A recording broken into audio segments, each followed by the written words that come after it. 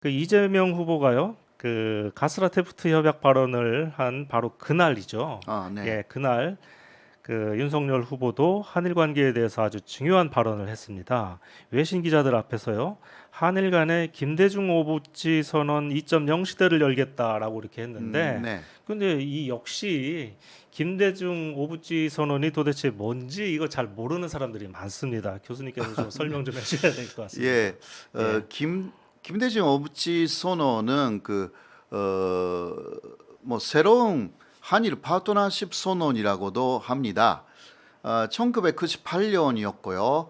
김대중 대통령이 되어서 일본을 방문했습니다. 네. 그때 일본 수상이 음. 오부치라는 사람이었고요. 오부치는 온건 예. 우파에 분류되는 사람입니다. 그렇습니다. 예. 네, 그때 그 한일 간에 합의가 이루어져 가지고 일본은 그 과거 일제 간점기에 가해자였다라는 것을 공식 문서로 인정했고요. 네네. 한국은 피해자였다. 그것도 공식으로 인정했고, 네. 그리고 또 문서에서 인정했다라는 처음 있는 사건이었던 것입니다. 예. 거기에 일본이 또 문서로 정확하게 사죄를 했습니다. 그것을 조건으로 이제 일본 문화가 한국에 진출할 수 있다. 이렇게 했고요. 그렇습니다. 제 기억에도 보면 그 네. 이전에는 일본 대중문화가 한국에 공식적으로 들어오지를 못했어요. 네네. 다 예, 아주 음지로 그렇죠. 음성적으로 들어왔는데 예. 그것을 개방하겠다. 음. 네, 막 역효과였는데 예. 일본에도 한류가 상륙하기 시작했습니다. 그렇게 됐습니다. 네네. 예. 그리고 또 당시 IMF로 상당히 고생하고 있었던 그 한국에 대해서 일본 쪽에 자금이 들어오기도 했습니다. 그리고 또 그랬군요. 일본 자민당이 그렇게 김대중 대통령을 대단히 환영한 이유가 있었거든요. 예, 뭡니까? 예, 그거는 1970년대 전반에 음. 그 김대중 납치 사건이 아, 있었죠. 그런 게 있었죠. 예. 이제 박정희 정권 시절에. 네. 예. 그때 사실 그 일본 정부는 다 알고 있으면서 거의 그 사건을 완전히 그 없었던 것으로 예. 하는 그러한 또 합의도 그 이후에 했고요. 그리고 김대중 씨가 당시 도쿄의 호텔에서 납치되었을 그 정보를 입수하고 있었대요. 예. 그러니까 문제는 당시 박정희 정권 때 막 KCIA가 한 중앙정보부가요. 범행이었다고 다 예. 밝혀졌는데 그때 사실 도쿄만에 김대중 씨를 던져서 죽이는 작전이었거든요. 당시. 그랬었죠. 예. 네, 그러나 그거는 실패로 끝났고요. 네. 네, 이후 그 일본 정부가 굉장히 부담을 가졌어요. 왜냐하면 김대중 씨가 죽는 것을 사실상 묵인하려고 한 그러한 정황도 있었다는 거죠, 당시. 그러니까 죽는다고 생각하고 있었던 김대중 씨가 대통령이 되어서 일본에 돌아왔다. 예. 그때 자민당이 김대중 납치 사건 때도 자민당 집권하고 있었잖아요, 물론. 그렇죠. 네, 그 연결선상에서 김대중 씨가 대통령이 되어서 일본에 또 왔다. 그래서 자민당 쪽에서는 굉장히 걱정했다고 합니다. 굉장히 부담스러운 존재였군요. 그러니까 김대중 씨가 한마디, 네. 김대중 대통령이 그때 당신들이 내가 죽는 것을 그냥 보고 있었던 거 아니냐, 이러한 말이 나오면 큰일 난다 이거예요. 예. 그러니까 그러한 여러 가지 면에서 한국에 유리한 그 합의가 이루어졌다.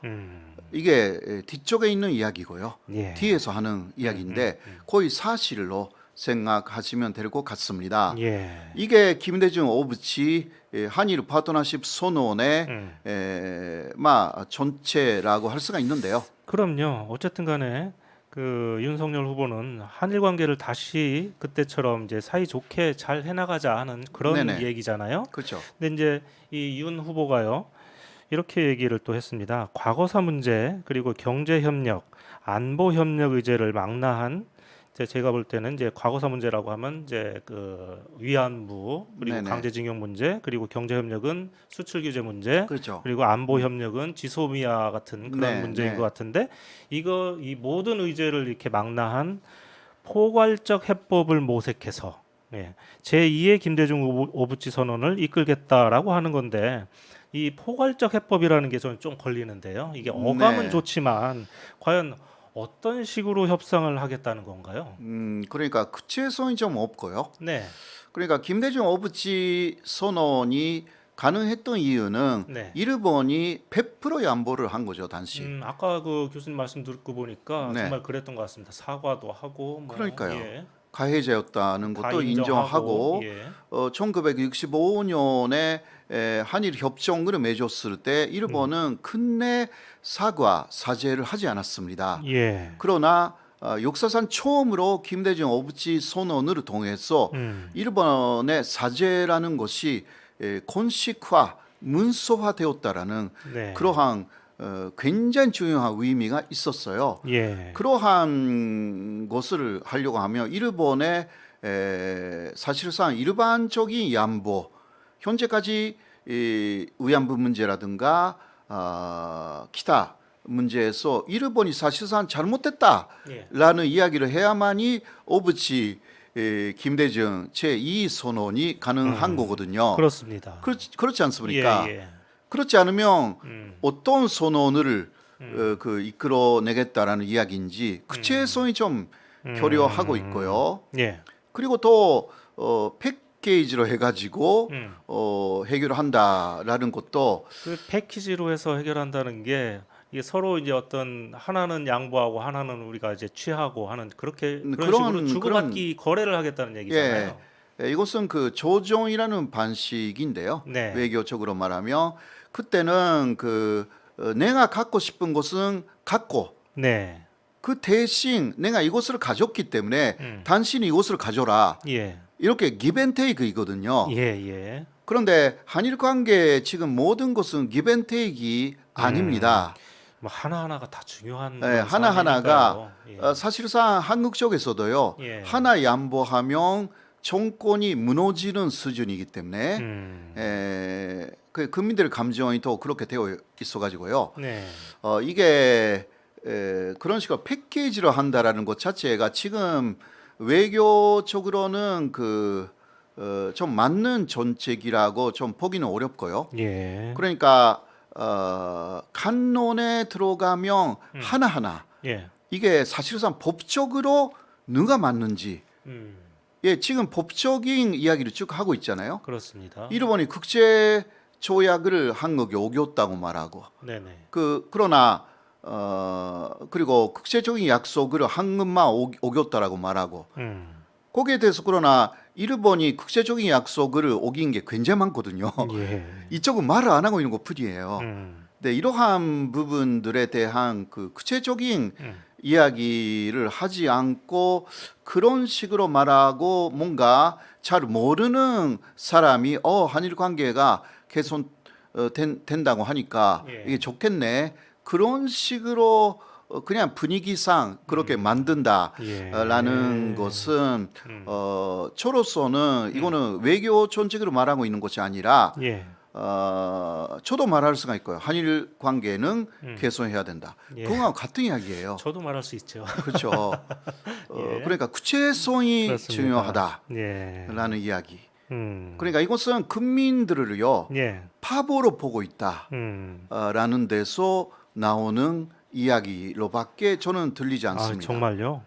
이어서요. 이날 윤 후보가 현 정부 들어와서 대일 관계가 과연 존재하냐라고 할 정도로 한일 관계가 거의 망가졌다라고 이렇게 또 발언을 했는데요. 네. 전 이 발언에 좀 상당히 문제가 있다고 이렇게 생각을 합니다. 현 정부 들어와서 이 한일 관계가 망가졌다라고 하는 얘기는 현 정부가 잘못해서 이 망가졌다는 얘기인데 이제 따지고 보면 이 한일 관계가 경색된 게 이게 그 위안부 졸속 합의 그리고 그 강제징용 판결 이것 때문이잖아요. 네. 근데 뭐 위안부 합의는 박근혜 정권에서 이 당사자들인 할머니들 이제 의사도 이제 물어보지도 않고 그냥 덜썩 발표해 버린 것이고 그 강제징용 판결도 역시 이게 사법농단 때문에 벌써 이 전 보수 정권 시절에 이게 판결이 났어야 되는데 지금 이게 폭탄 돌리기식으로 해가지고 이 정권에 들어와서 이게 터져버린 거잖아요. 그렇죠. 그러니까 마치 현 정부가 잘못해서 이 한일 관계가 이렇게 됐다고 하는 것은 사태의 원인을 좀 잘못 짚었다라고 하는 게 제 생각입니다. 그것도 역시 그 잘 모르는 국민을 쉽게 속일 수 있는 말이 되는데요. 네. 뭐 양쪽 그 정권에서는 그러한 경향이 없지 않아 있어요. 그렇죠. 앞에 정권이 다 잘못됐다. 예. 혹은 지금 정권이 다 잘못됐다. 음. 그거는 여야 다 만노해서 예. 현재까지 사용해온 그러한 그 어법이라고 할 수가 있는데요. 정치권들은 그렇죠. 다 그렇게 하죠. 예, 그러나 정확하게 짚어보면 먼저 간제지원 문제도 위안부 문제도 그 아주 그 현대적인 시작은 그 이명박 때 있었습니다. 맞습니다. 네네. 이명박 대통령 때 2012년 5월에 간제지원 판결이 먼저 나왔고요. 예. 네, 그것을 그 일본 쪽에서 그 항고를 했기 때문에 예. 그 결론은 그 박근혜 시절에 나오는 것으로 되어 있었어요. 그렇게 나오는 게 이게 정해진 순서였죠. 네네. 예. 네, 그러나 그 재판 코레라는 수법을 통해서 박근혜 정권에서는 그 재판 거래요. 예, 예. 재판 코레 문제가 한때 되었잖아요. 그러니까 박근혜 정권 때는 그 판결이 박근혜 정권 때 나오면 안 된다라고 생각하여서 예. 선거 키를 한참 뒤로 예. 미뤘던 것입니다. 예. 그 최근 재판에서 다 밝혀진 내용이죠. 예. 그래서 어쩔 수 없이 이거 문재인 정권에 들어서 선거를 한 것이고요. 재정적인 선거를 판결을 예. 확정한 것이고요. 예. 왜냐하면 더 이상 더 미룰 수는 없었어요. 예. 왜냐하면 시효 문제가 결국 걸리기 때문에 그렇게 되죠. 그러니까 이 문제는 특히 간제지원 문제 지금 말씀드렸지만 예. 보수 정권하고 진보 정권 양쪽에 걸려 있는 문제다라고 해서 공동적인 이제 대처가 필요하다라고 할 수가 있고요. 그리고 또 위안부 문제도 역시 그 이명박 정권 때 그 2012년 8월이었는데요. 예. 헌재의 판결이 그 시작이었어요. 헌재가 그때 위안부 문제에 대해서 한국이라는 국가가 열심히 뭔가 하려고 한 적이 없다. 네. 그래서 이명박 대통령이 당시 일본에 건너가서 촌녀 또 노다 촌녀에게 위안부 문제를 어떻게 해달라고 네네. 아주 강력하게 요청을 하거든요. 예. 근데 그 다음에 민주당 쪽에서는 사실상 그 당시 그 2015년에 한일 위안부 합의하고 비슷한 내용을 노다 정권에서 제의를 했어요. 근데 그러나 그것을 더 나은 조건으로 해달라라고 해서 결렬이 돼요. 그게 잘 안 됐거든요. 예. 그래서 이명박 대통령이 2012년 8월 10일 독도로 갑니다. 한국 대통령 처음으로. 아, 그게 그렇게 해서 독도로 가게 됐군요. 네네. 예. 네, 사실 그때까지 60% 이상 한국에 대해서 호감을 갖고 있었던 그 네. 일본의 여론이 그 이명박 대통령이 독도로 감으로 인해서 급전직하였죠. 30%대로 떨어집니다. 예. 네네. 그 이후에 그 일본 사람들의 그 한국에 대한 호감도가 좀처럼 회복되지 못하고 있는 게 사실이고요. 예. 왜냐하면 그 이후는 그 아베 정권이 됐기 때문에 예. 아베 정권이 계속 한국에 대해서 또 한국이 나쁘다고 했기 때문에요. 그대로 그 앉아버린 거죠. 한국에 대한 여론이. 예. 물론 그때 그 독도에 대통령이 갔을 때 저도 독도 전문가였기 때문에요. 예. 그거는 우리의 자유다. 우리 영토니까. 그러니까 우리 국민들이 생각할 때도 잘 예. 이해가 안 가는 게 우리 땅을 우리 대통령이 갔는데 그 사람들은 도대체 왜 저렇게 민감하게 반응하는 거냐? 이제 이해가 잘 안 됐죠. 그렇죠, 그렇죠. 예. 저도 그런 식으로 당시는 예. 이명박 대통령을 지지를 했거든요. 예. 근데 그러나 일단 외교적으로 볼 때 상당히 민감한 부분을 건드렸다라는 거 사실이고요. 그렇기는 하죠. 예, 더 말씀드리면요, 일본은 그것으로 화가 난 게 아니었어요. 이틀 후에 어떤 대학에서 이명박 대통령이 일왕에 대해서 발언을 했어요. 그때. 아 예. 예, 기억나시는지 모르지만 일왕이 그 독립운동을 당시 일제가 단합한 데에 예. 책임 있다. 이 이야기를 했어요. 뭐 틀린 그건 말은 아니죠. 당연한 이야기인데, 그것도 당연한 예. 이야기인데 예. 그것이 또 음. 일본 쪽에 음. 일본어로 나갔어요. 음. 예.